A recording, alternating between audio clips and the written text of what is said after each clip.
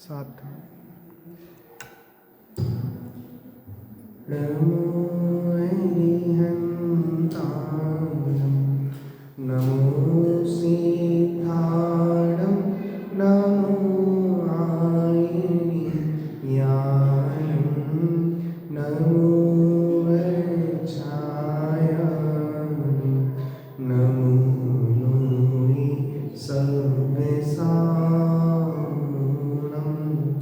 मङ्गलं भगवान् वीरो मङ्गलं गौतमोऽग्नि मङ्गलं कुन्दकुन्दायो जैनधर्मोऽस्तु मङ्गलं जैनधर्मोऽस्तु मङ्गलम्। हमारी चर्चा आचार्य बादी सिंह सोईकर श्री छत्र चूड़ामणि ग्रंथ पर चल रही है, जिसमें हमने अब तक ये देख लिया है कि जो जीवनधर कुमार थे उन्हें गंधोत्कच सेठ शमशान से ले जाकर अपनी पत्नी सुनंदा को दे देते हैं। बड़ा पुत्र उत्सव करते हैं। पुत्र धीरे धीरे बड़ा होता है और अपने बाल मित्रों के साथ खेलता है। 5 वर्ष की उम्र का हो जाता है। तभी क्या होता है, जो उनकी सुनंदा माता है उनके एक और पुत्र की प्राप्ति होती है। तो नीति दी थी आचार्य देव ने कि जिसको अच्छा भाई मिलना भी बड़े पुण्य के उदय से होता है।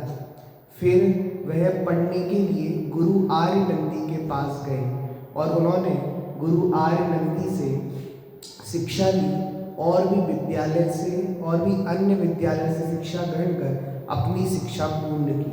तो अब वो गुरु आर्य नंदी से शिक्षा पूर्ण करने के बाद मिले तो गुरु आर्य नंदी अपना वृत्तांत उनको सुनाते हैं। तो अपना वृत्तांत सुनाते हुए कहा था, मतलब अभी बताया नहीं कि मेरा वृत्तांत है, कह रहे हैं एक घटना सुनाता हूँ तुम्हें कि एक लोकपाल नाम का राजा था। उसने मेघों का विघटन देखकर वैराग्य ले लिया, वैराग्य आया और जैनेश्वरी दीक्षा अंगीकार कर ली और मुनि बन गया। अब मुनि बनने के बाद क्या होता है, देखो 11 नंबर का श्लोक। तपांसि तप्यमानस्य तस्य चासीदहो पुनः भस्मख्याओ महारोगो भुक्तां लोभस्य इच्छणा। देखो वो लोकपाल नाम का राजा था। उसने संसार के सभी क्षण मुहूर्ता को जानकर, इस श्लोक अपना हो गया था 2 मिनट, ये ऊपर वाला श्लोक एक बार पढ़ लेते हैं। जैनेश्वरी दीक्षा का स्वरूप।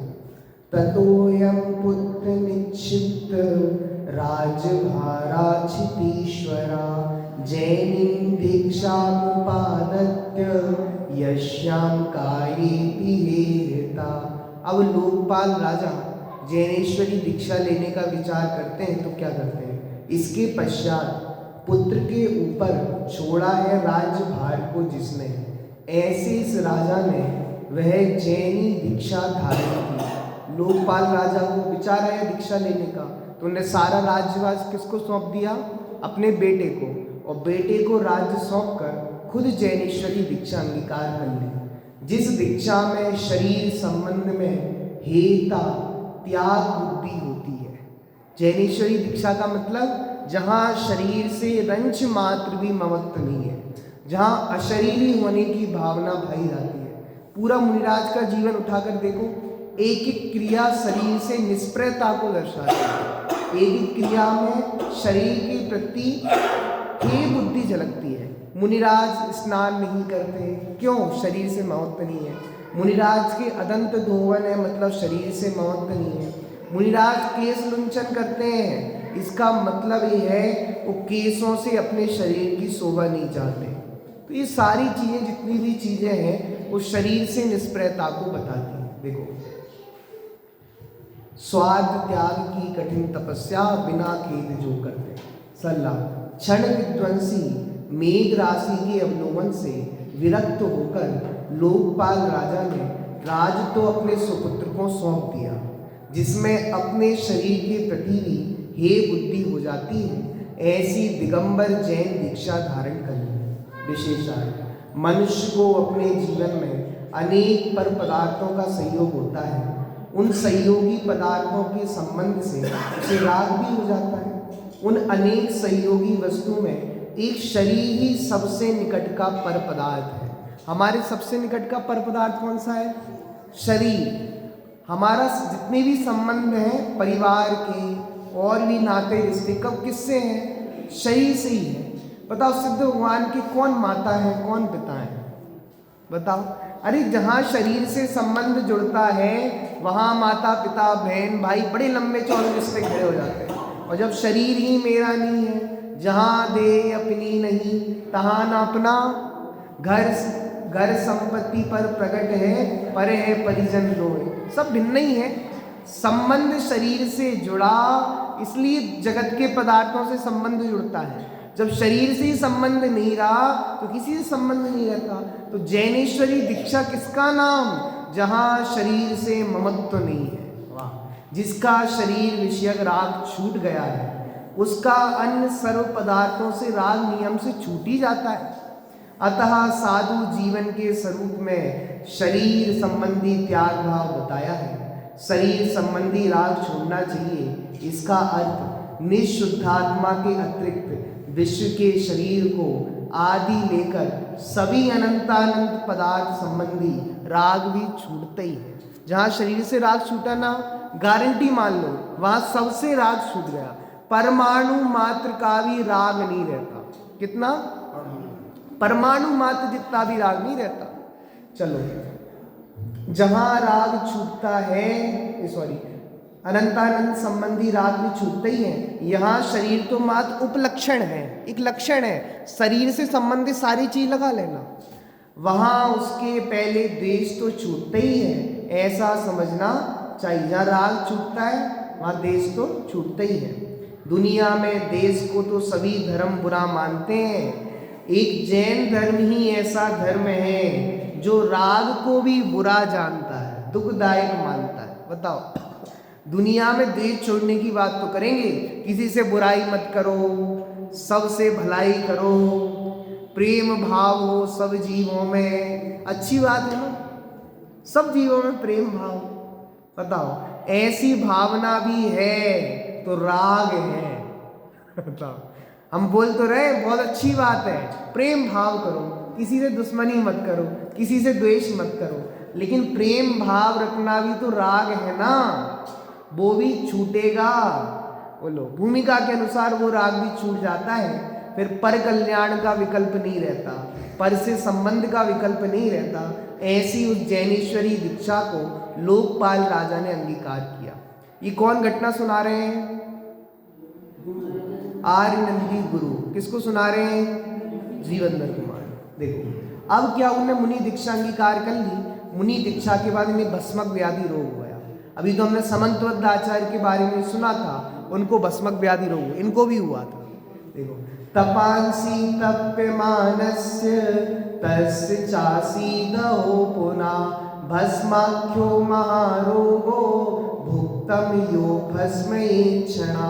खेद है, तप को तपते हुए तपस्वी उन मुनिराज को भस्मक नाम का ऐसा महारोग उत्पन्न हुआ, जो रोग खाए हुए अत्यंत पौष्टिक पदार्थ को भी क्षण मात्र में भस्म कर देता है। भस्मक व्याधि रोग मतलब ऐसा नहीं किसी के सिर पे हाथ रख दिया वो भस्म हो जाए, ऐसा नहीं। भस्मक व्याधि रोग का मतलब है जो कुछ खाते हैं सब भस्म हो जाता है, शरीर को लगते ही नहीं है, पेट भरता ही नहीं है। जितना भी खा लो पेट भरने वाला, ऐसे रोग को क्या कहते हैं? भस्मक व्याधि रोग। कौन हो गया? कौन? लोकपाल राजा, मतलब लोकपाल जो राजा थे उन्होंने मुनि दीक्षा ली। यह अत्यंत आश्चर्यजनक एवं खेद की बात है कि अति कठोर तप तपने वाले मुनिराजों को भी ऐसा भस्मक रोग हो गया। मुनिराजों को भी रोग होते हैं। बताओ, मुनिराज के जीवन में कौन सा पाप परिणाम है? कोई पाप परिणाम नहीं है, वर्तमान का तो कोई पाप है ही नहीं, लेकिन पूर्ववत कर्म का ऐसा उदय आता है कि मुनिराज जैसे तपस्वी जीवों को भी रोग हो जाता है। इसका मतलब ये कह रहे हैं आचार्य देव कि हम किस खेत की मूली हैं? हम कहते हैं ना, हम तो बहुत धर्म करते हैं, पूजा करते हैं, स्वाध्याय करते हैं, ये बीमारी हमें क्यों लगती है, हमें क्यों बीमार है? अरे भैया मुनिराज, दिन रात आत्मा का चिंतन ऐसे करने वाले मुनिराज को भी रोग हो जाता है, तुम उनसे बड़े धर्मात्मा तो नहीं हो ना? बताओ, तुम अपने को उनसे बड़ा धर्मात्मा मानते हो क्या? तुम उनसे बड़े धर्मात्मा नहीं हो, तो तुम्हारे जीवन में भी रोग आएंगे, बीमारियां आएंगी। बस यही बात है, जैसे मुनिराज समता से सहन करते हैं, वैसे तुम्हें समता से सहन करना है। इसलिए रोग के काल में ये मत सोचना कि हम इतना धर्म कर रहे हैं, रोग हमें ही आते हैं, हम इतने बड़े धर्मात्मा हैं, रोग हमें ही आते हैं, इतनी बड़ी बड़ी बीमारियां हमें ही आती हैं। मुनिराज जैसो तक को नहीं छोड़ते कर्म का उदय, कर्म का उदय तो भोगना ही पड़ता है, कैसा ही हो। तीर्थंकर जैसे जीव, बताओ, उपसर्ग नहीं होता कभी तीर्थंकरों पे, पर हुंडा उपसर्ग नहीं, काल का दोष, और तीर्थंकरों के ऐसे पाप कर्म का उदय कि उन उपसर्ग हुए, पार्श्वनाथ भगवान पे उपसर्ग, महावीर भगवान पे उपसर्ग हुआ। बताओ, देखो आगे भस्मक रोग होने का कारण, देखो जिस कारण खाया हुआ पौष्टिक अन्न भी क्षण मात्र में भस्म होने लगा, उसी का कहते हैं भस्मक व्याधि रोग। भूख नहीं मिटती थी, जितना भी खा लो भूख नहीं मिटती थी। अब भस्मक व्याधि रोग होने का कारण बताते हैं। नाहि बारी तुम सक्यम दुष्कालाल्प तपस्या, विश्व पुलिंगेन किम सक्यम दग्धमार्गमपीदनम। निश्चय से थोड़ी सी तपस्या के द्वारा खोटा कर्म निवारण करने के लिए कोई भी समर्थ नहीं हो सकता। क्या अग्नि की जरा सी भी चिंगारी से गीला ईंधन जलने के लिए समर्थ है? बिल्कुल जलने के लिए समर्थ। बताओ, अग्नि की थोड़ी सी चिंगारी है और ईंधन कैसा है? लकड़ी गीली है, जल जाएगी। गीली अग्नि जलना मुश्किल है, उसके लिए बहुत अग्नि चाहिए। थोड़ी सी अग्नि के ईंधन से आपको रहती ना अगरबत्ती, अगरबत्ती में भी आग रहती ना, ले आओ और गीली अग्नि, हम तो गीली लकड़ी को चलाएंगे, जलाओ, जल जाएगी? नहीं जलने वाली, क्योंकि छोटा ईंधन गीला हो और अग्नि का चिंगारी छोटी हो तो जलने में समर्थ। ऐसी थोड़े तप से पूर्ववद पाप का तीव्र उदय हो, वह नष्ट होने में समर्थ नहीं होता। देखो, जैसे अग्नि की अल्प क्षीण चिंगारी गीले ईंधन को जलाने में समर्थ नहीं है, वैसे ही अल्प तपस्या से अतिशय महान पाप कर्म का निवारण कोई भी नहीं कर सकता। ऐसे कर्म होते हैं निदत्ती और निकाचित, क्या कहते हैं उनको? निदत्ती और निकाचित कर्म ऐसे होते हैं चाचा जी, भोगना ही पड़ता है। पता भरत चक्रवर्ती, ये चक्रवर्ती आदि पद ये निदत्ती निकाचित है। क्यों? बिना भोगे जा ही नहीं सकते। चक्रवर्ती सोचें कि मुझे नहीं चाहिए 6 खंड, मैं तो दीक्षा लेके जा रहा हूं भैया, नहीं जा सकते। क्यों नहीं जा सकते? क्यों? ऐसे निदत्ती निकाचित कर्म है, नियम से भोगना ही पड़ता। ऐसे ही ऐसे रोगा सब में होता है निदत्ती निकाचित कर्म, तो ये पाप का ऐसा निदत्ती निकाचित कर्म किया होगा, तो इतना तप करने पर भी वह पाप का तीव्र उदय टालने में समर्थ। इसलिए कौन सा रोग हो गया? भस्मक व्याधि। तो क्लियर हुआ, भस्मक व्याधि रोग किससे हो रहा है? पूर्ववद पाप के उदय से। विशेषण सर्वज्ञ भगवान कथित कर्म शास्त्र का नियम सिद्धांत अत्यंत सत्य और स्पष्ट है, इसमें किसी भी व्यक्ति विशेष को कोई भी छूट नहीं। ये तो तीर्थंकर के जीव है, इनके कैसे उपसर्ग होगा? बताओ। नहीं, तीर्थंकर के जीवन को पाप का उदय कैसे आएगा? बताओ। कर्म ये देखते हैं क्या? कर्म किसी पे मेहरबान नहीं होते, क्योंकि कर्म जड़ है। कौन है? चेतन व्यक्ति होता तो मेहरबान हो जाता। जैसे मान लो कि आप कहीं ऑफिस में गए हो काम कराने और आपके रिश्तेदार हैं तो आपको जल्दी अंदर कर देंगे, और कोई नहीं है थोड़ा माल पानी लेगा। लेकिन अचेतन मशीन हो तो अंदर जाने के लिए वो आज्ञा देगी कि नहीं देगी? जड़ द्रव्य में कोई भी बेईमानी की गुंजाइश नहीं है, चेतन बेईमानी कर सकता है, लेकिन अचेतन कभी बेईमान है ही नहीं। देखो, वो किसी विशेष व्यक्ति को कोई विशेष छूट हो ऐसा नहीं है। वर्तमान कालीन जीव के परिणामों का निमित्त पाकर पूर्ववत पाप कर्मों का नाश होता है, अथवा पाप कर्म संक्रमित होकर पुण्य कर्म रूप भी परिवर्तित हो सकते हैं। संक्रमण का मतलब जानते हैं? संक्रमण मतलब परिवर्तित होना। जैसे कोरोना का रोग था ना, वो संक्रमण रोग था, एक से दूसरे में फैलता था। ऐसी हमारे कर्म की 10 अवस्थाएं हैं। कितनी अवस्थाएं हैं भैया? 10। याद हो जाएंगे नाम जरूर। बंध, सत्ता, उदय, उदीर्णा, उत्कर्षण, अपकर्षण, उपशांत, निरत्ति, निकांचित और एक छूट गया संक्रमण। देखो, पहला है बंध, दूसरा सत्ता, तीसरा उदय। बंध, सत्ता, उदय, उत्कर्षण, अपकर्षण, उदीर्णा, संक्रमण, उपशांत, निदत्ति, निकांचित। उपशांत कहो या उपशम कहो। कितने हो गए? 10। याद हो गए नाम चाचा जी? कितने हो गए? 10 हो गए। आपको कितने हो गए? सुरत कितने हो गए? बंध, सत्ता, उदय, उदीर्णा, उत्कर्षण, अपकर्षण और संक्रमण और ऐसे लगा रहे हो, गोली लगा रहे हो। वो शांति, निरत्ति और निकाच। चलो, इनमें से कर्म की 10 अवस्थाओं में एक अवस्था है संक्रमण। कौन सी? हम ऐसे परिणाम भी कर सकते हैं कि पूर्व में हमने बहुत पाप बांधा हो, वो पाप भी किसके रूप में परिवर्तित हो जाता है? पुण्य के रूप में परिवर्तित। उसको कहते हैं संक्रमण, बदल जाना, परिवर्तित हो जाना। समझ में आया? पाप भी किसके रूप में परिवर्तित कर सकते हैं? पुण्य के रूप में। ऐसी अवस्था का नाम, भैया सुनना, पाप तो पुण्य में कन्वर्ट होता ही है, पुण्य भी पाप में होता है। ऐसे सोचना, हमने पाप बांध लिया है, अब हम मंदिर जाएंगे, नवोकार मंत्र पढ़ेंगे, कोई अच्छा पाठ पूजन करेंगे, तो पाप को किस में कर देंगे? पुण्य में। तो भैया पाप तो पुण्य में होता ही है, लेकिन पुण्य भी दोनों में होते हैं। इसलिए देखो, इसको कहते हैं संक्रमण। तदापि इन दोनों अवस्थाओं के लिए जीव के यथा योग तप रूप परिणाम विशेष उग्र होना चाहिए। यदि पूर्ववत पाप कर्म अधिक स्थिति और अनुभाग वाले हों तो उनके नाश या संक्रमण के लिए उतने ही उग्र पुरुषार्थ रूप तप आवश्यक है। यदि जीवन उतना उग्र पुरुषार्थ करने में समर्थ नहीं है तो पूर्ववत कर्म उदय में आए बिना नहीं रहेंगे, आएंगे ही। देखो, लोकपाल मुनिराज को वर्तमान कालीन यथा योग इच्छा निरोध रूप अथवा स्वरूप में प्रतिपन्न रूप आवश्यक तप नहीं हो सका।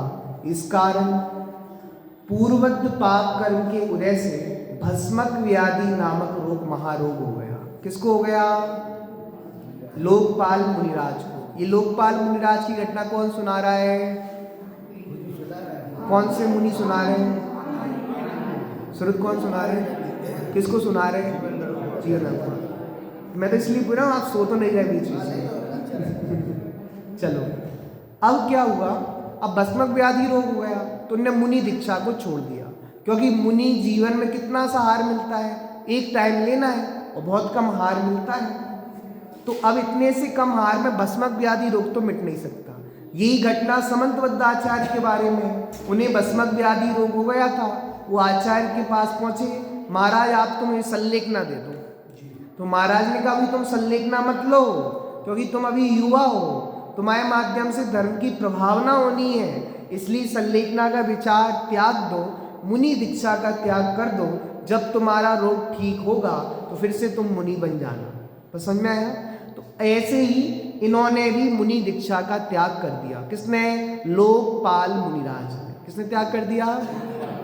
चलो, अब देखो, असक्तेव तपासोयम राजा राज्यमेवात्यजत् श्रेयांसी वो विज्ञानी एतन्नः धुना भवत् देखो उसी राजा ने शक्तिहीन पने से ही राज्य की तरह तप करना भी छोड़ दिया। पहले क्या छोड़ा था? राज्य। क्यों छोड़ा था? अब बस की नहीं, थक गए भैया राज्य करते रहते, छोड़ दिया। ऐसी मुनि दीक्षा में वो मुनि दीक्षा में मुनिपना लिव नहीं रहा था। क्यों? भस्मक व्याधि रोग है, इसलिए मुनि दीक्षा भी। पहले राज्य छोड़ा था, अब क्या छोड़ दी? मुनि दीक्षा। निश्चय से कल्याणकारी कार्य बहुत विघ्न वाले होते हैं, नीति है। श्रेयांसी बहु विघ्नानी, श्रेष्ठ कार्य में बहुत विघ्न आते हैं। आप कोई अच्छा काम करने जा रहे हो ना, उसमें विघ्न आएंगे, बाधाएं आएंगी। और मैं तो उल्टा कह रहा हूं, जिसमें बाधाएं आए, जिसमें बहुत दिक्कतें आए, इसका मतलब समझ लेना आपका काम बहुत अच्छे होने वाला है, बहुत अच्छा काम है आपका। जिस कार्य में विघ्न नहीं आते उसका अच्छा कार्य कैसे कहेंगे? अच्छा कार्य तो वही कहेंगे इसमें बहुत विघ्न आए थे, बहुत बाधाएं आई थी, तब भी कार्य हो गया। श्रेयांसी बहु विघ्नानी, श्रेष्ठ कार्य में बहुत विघ्न आते हैं, बहुत बाधाएं आती हैं। निश्चय से कल्याणकारी कार्य बहुत विघ्न वाले होते हैं। कोई मोक्ष में जा रहे हैं ना मुनिराज, तो मुनिराज सोचना है उपसर्ग आ गया तो डिगते नहीं है, क्योंकि उन्हें पता है हमारा कार्य बहुत श्रेष्ठ हो रहा है, इसमें विघ्न आएंगे, इसमें बाधा आएंगी। यह किंवदंती अभी की नहीं है, अभी तू पहले से चली आ रही है। इनने मुनि दीक्षा ले ली थी, अब मुनि दीक्षा में बहुत विघ्न तो आती हैं। अब ये विघ्न आ गया, भस्मक व्याधि रोग हो गया। जैसे पहले लोकपाल राजा ने राज्य का त्याग कर दिया था, वैसी अब लोकपाल आर्यनंदी मुनिराज ने, किसने?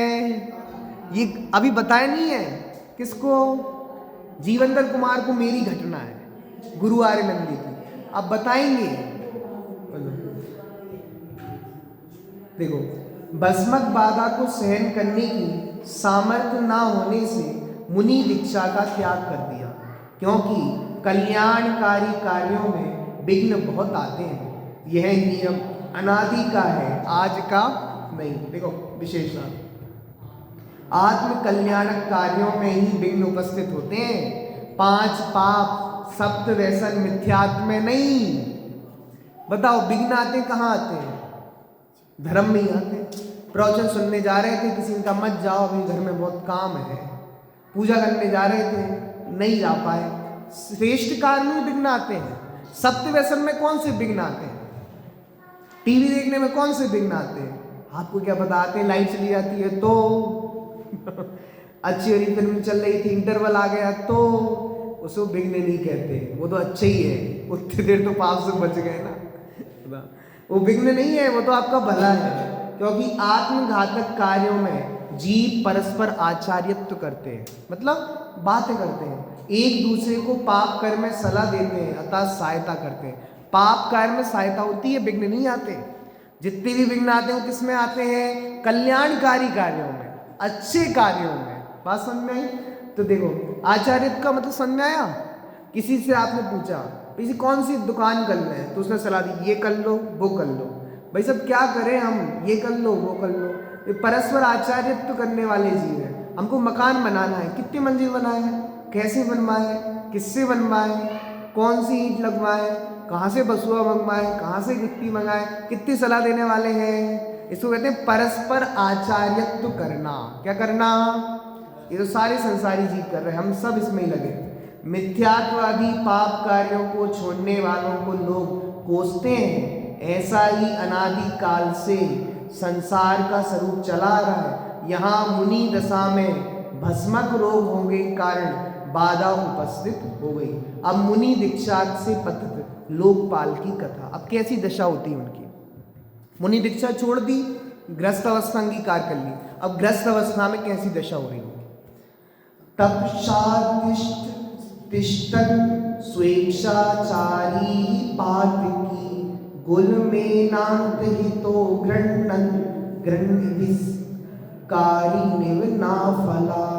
देखो 15 अवर्तिष्ठः यथेष्टं सा पाखंडित तपसा पुनः चित्रं जैनि तपस्यायि स्वेच्छाचार्य विरोधिनी। देखो कितना बहुत अच्छी नीति आ रही है इसमें। इसके पश्चात वह स्वेच्छाचारी पापी पुरुष झाड़ियों में छिपे हुए चिड़िया को पकड़ने वाले व्याध के सदृश झूठे तप से आच्छादित होते हुए अतः तप के बहाने से पाखंडी तप के द्वारा इच्छा अनुसार इधर उधर घूमने लगा। अब बताओ, मुनि दीक्षा को छोड़कर, क्योंकि बीमारी हुई थी, और स्वेच्छाचारी प्रवृत्ति करने लगा, मतलब अपने मन में आए वो काम करने लगा। आश्चर्य है, निश्चय से जैन धर्म के अनुसार तपश्चरण स्वच्छंद आचरण का विरोधी होता है। जैन दर्शन स्वच्छंदता नहीं सिखाता, स्वतंत्रता तो सिखाता है और स्वच्छंदता नहीं सिखाएगा। देखो कितना स्वेच्छाचार विरोधनी, बहुत अच्छी नीति है। जैनी तपस्या स्वेच्छाचार विरोधनी। हमारे मुनिराज स्वच्छंद नहीं होते, स्वतंत्र तो होते हैं, उन्हें कोई परिवार की बाधा नहीं है और किसी की टेंशन नहीं है, पर स्वच्छंद नहीं होते। लेकिन ये मुनि दीक्षा को छोड़कर लोकपाल अपने यदवा कदवा प्रवृत्ति करने लगा। अतः मुनि के भेष में तो लोकपाल स्वेच्छाचार में प्रवृत्त नहीं हो सकता था, क्योंकि जैनेश्वरी दीक्षा थी, वहाँ स्वेच्छाचार प्रवृत्ति नहीं हो सकती थी। और उसने मुनि दीक्षा छोड़ दी और यदवा कदवा जैसी तैसी प्रवृत्ति करने लगा। देखो, जिस प्रकार कोई व्याध झाड़ियों में छिपकर पक्षियों को पकड़ने और मारने का कार्य करता है, व्याध होता है छिप जाता है, पक्षी को पकड़ने या मारने का काम होता है, दूसरों को दिखाई नहीं देता। उसी प्रकार लोकपाल मुनि छिपे छिपे स्वेच्छाचार करने लगा। मिथ्या तप से आच्छादित होकर इच्छा अनुसार यत्र तत्र भटकने लगा। ये मतलब जैसे समंतवत आचार्य ने विधि पूर्वक मुनि दीक्षा छोड़ी थी ना, ऐसी इनने नहीं छोड़ी। इनने कहा देखो अपनी पेट तो पल नहीं रहा, भूख शांत हो नहीं रही, तो ऐसे इन्होंने मतलब दिगंबर मुनिराज को भ्रष्ट हो गए। छोड़ने का मतलब बुद्धिपूर्वक नहीं छोड़ी, ऐसी समंतवत आचार्य ने छोड़ी थी। ये मुनि बना, इनने मुनि के जितने मूल गुण थे सब छोड़ दिए, भ्रष्ट टाइप के हो गए। जैन जगत में दिगंबर मुनि धर्म में तो स्वेच्छाचार ढकोसला किंचित मात्र भी सह नहीं है, क्योंकि जैन दीक्षा तपस्या तो स्वेच्छाचार की सदा विरोधक ही रही है। हमारे यहाँ स्वच्छंदता की प्रवृत्ति किंचित मात्र भी स्वीकार नहीं है। स्वच्छंदता के नाम पर आप मोबाइल भी रखो, लैपटॉप भी रखो, ये भी करो वो भी करो, फिर भी आप अपने को वैसी पुजवाओ, ये स्वेच्छाचार प्रवृत्ति है। ये जैन मुनिराज की चर्या है ही नहीं। अतः उन्होंने रोग निवारण के लिए पाखंड भेष धारण कर लिया, मतलब दिगंबरत्व भेष को छोड़ दिया, ऐसी उछाल माल लपेट के पाखंडियों का भेष धारण कर लिया। देखो आगे, जैसे अग्नि और पानी के स्वभाव में परस्पर विरोध है, वैसे ही जैन तपस्या और स्वेच्छाचार में विरोध है। जैन तपस्या साधु अवस्था में स्वेच्छाचार का रहना संभव ही नहीं है। हमारे मुनिराज जो भी क्रिया करते ना, वो आगम के अनुकूल करते हैं। आगम चक्कू साहू कहा है मुनिराज के लिए, अपने अनुसार प्रवृत्ति नहीं करते। कहीं कहीं कभी भी खाने लगे, कहीं कुछ भी खा लिया, कहीं भी चले गए, कैसे भी आचरण करने लगे, स्वेच्छाचार प्रवृत्ति। कभी भी खाना स्टार्ट कर दिया, कैसा भी खा लिया, ऐसा दिगंबर मुनिराज की चर्या होती नहीं है। अतएव भस्मक रोग से ग्रसित लोकपाल मुनि ने जिन दीक्षा का तो त्याग कर दिया, मिथ्या तप का आचरण करते हुए वह जीवन यापन करने लगे। अब लोकपाल भिक्षुक भ्रमण करते हुए कहाँ पहुँचते? अतः भिक्षुर्भुभुक्षु सन् गन्तोत्कटविग्रहं तथा उपताप रुजुपेशा धार्मिकानां विशक्ततम। अब कहाँ पहुँच गए? कहाँ पहुँच गए? गंधोत्कट सेठ के घर में। गंधोत्कट सेठ कौन है? जीवंदर कुमार की अभी पिता। तो ये भिक्षुक पहुँच गए। तदनंतर भिक्षुक भूख से पीड़ित होते हुए गंधोत्कट सेठ के घर गया। यह तापसी रोग से पीड़ित होते हुए ही धर्मात्मा पुरुषों का उत्तम वैद्य था। देखो इसका अर्थ नीचे खोलेंगे। भस्मक रोग से पीड़ित अपनी भूख मिटाने के लक्ष्य से एक दिन लोकपाल साधु भेष में ही सेठ गंधोदकर के घर पहुंच गया। यह साधु रोग से पीड़ित होने पर भी धर्मात्मा पुरुषों को उत्तम वैद्य के समान है। वीतराग सर्वज्ञ कथित इस जैन धर्म में वस्तु स्वातंत्र का उद्घोष है। एक ही जीव द्रव्य के प्रत्येक गुण का कार्य परिणमन अतिशय अद्भुत पद्धति से भिन्न भिन्न स्वतंत्र बताया है। एक द्रव्य में अनंत गुण है ना, अनंत गुण का परिणमन स्वतंत्र स्वतंत्र है। कोई गुण किसी गुण का कोई काम करने वाला है ही नहीं। कोई कहे सम्यक दर्शन तो हो गया, लेकिन सम्यक चारित्र नहीं हो रहा, मुनि दीक्षा नहीं हो रही। सब गुणों का परिणमन भिन्न भिन्न है। जैसे मनुष्य के शरीर में जीव को तो जन्म से मरण पर्यंत रहती, जीव होती ना, जीव जब से जन्म तब से है ना, परंतु दांत